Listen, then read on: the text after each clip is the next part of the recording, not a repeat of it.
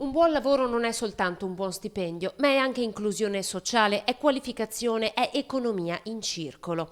La Regione Veneto è partita da qui per attivare una rete di solidarietà e collaborazione che mette sul piatto a partire da settembre 22 milioni di euro in formazione e tirocini formativi destinati proprio agli over 50 che hanno perso il posto di lavoro. L'obiettivo è provare a dare una buona opportunità di lavoro a chi il lavoro non l'ha, ma soprattutto è un cinquantenne, padre o madre di famiglia che è stato fuori dal mercato del lavoro troppo tempo. Le risorse complessive sono 22 milioni, quindi è un progetto importante, per questo c'è bisogno di una mobilitazione immediata con la collaborazione di tante persone, per questo è importante l'idea della rete. Saranno i comuni a segnalare, coadiuvati dalla multi-utility ETRA, le persone a cui destinare questo progetto che comprende formazione e un tirocinio di 4 mesi retribuiti fino a 1.000 euro al mese.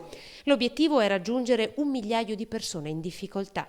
Fondazione Cariparo ha investito 1 milione di euro, ETRA 900.000 euro. Ora serve il contributo delle aziende. Potrebbe essere, auspica l'assessore Donazzan, un'occasione anche per le nostre imprese. Noi diciamo all'imprenditore e all'impresa: guardate, avete un lavoratore che vi formiamo e paga la regione, che può fare un tirocinio e paga la regione, quindi l'avete gratis, e questo lavoratore sarà più motivato perché grazie alla fondazione bancaria avrà qualche soldo per il proprio sostegno al reddito. Insomma, una buona opportunità per fare della solidarietà vera.